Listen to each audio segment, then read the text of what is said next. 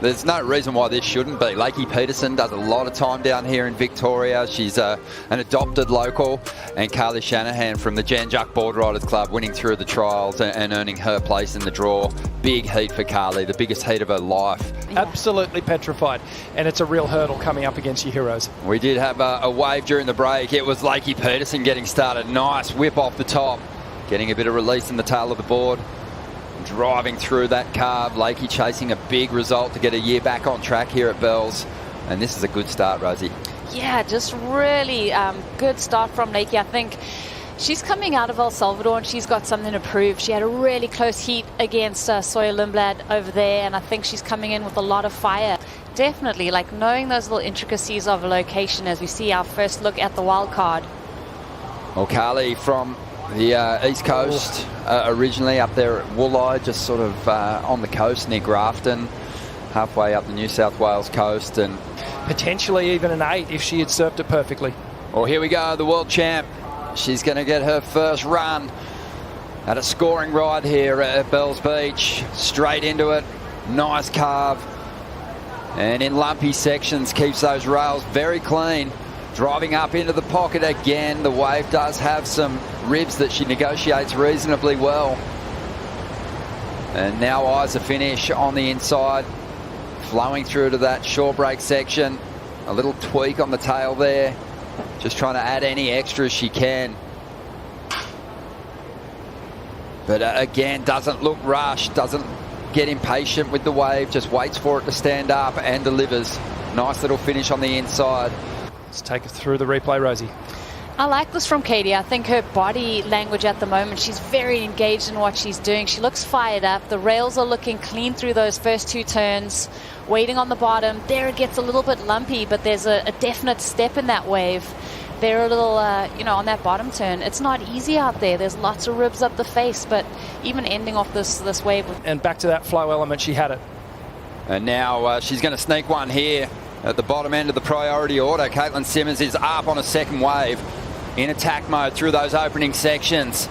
Cuts down beautifully there, banking off the bottom and not seeing a whole lot. Just that local knowledge coming in to play with the wave selection too. Here's Katie's second ride, came through at a 3.67. A little bit of a harder wave to surf. It's got a very lateral feel to it because it's kind of running out to sea. It doesn't really bowl up that much. I like the way she played. So she gets out of there.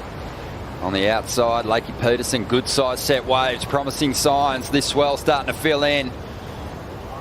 Lakey doesn't quite connect the way she would have liked on the first turn, but really makes up for it on the second. Grinding through those rail turns, taking it right back to the bottom of the wall for sizing up her options here on the inside. That's all she's going to get out of that wave, but a couple of nice turns, the second and third in particular. And interesting there because she almost had to register where Katie was going to duck dive. It almost looks like there's urgency into the way she's approaching the waves this year. So clean snap to start things off. His second turn, as you said, Ro, that was beautiful. Just clean rail engagement all the way around through the turn. The third one through the bowl section. She comes through to the inside.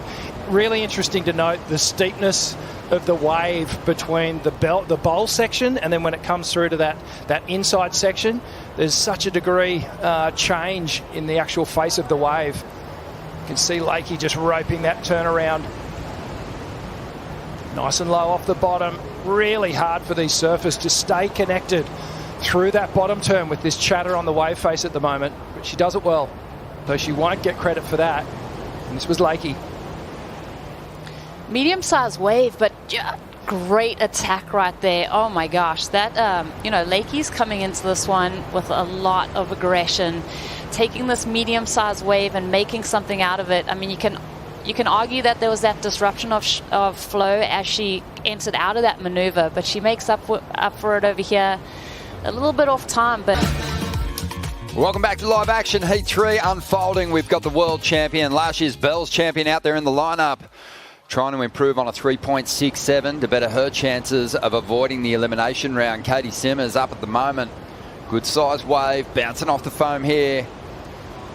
Katie so capable of huge finishes on this shore break section. There's a nice smooth turn. Doesn't quite get it back up there for the combination. But there'll be some credit for the carve. It's a good illustration here with Katie, Rich. Absolutely. Flying deep on the bowl here.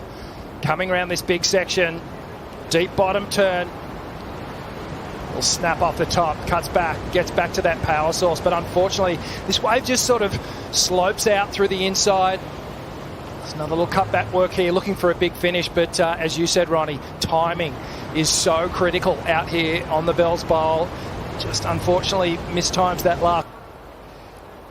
Movement on the outside here, just 40 seconds remaining, and C.Shanahan's going to get a go at it. We've only seen her up once. Let's see if she can put one together here. You can hear the local crowd cheering her on, but it's a tricky wave. It's going to get away from her, but still they're letting her know that they're here for her. But a 7-point ride and a 6 is going to see her through. 7.5 and a 6 is enough to get the victory over last year's event champion, C.Simmers. Katie won't mind as long as you're not in the elimination round after the hooter sounds.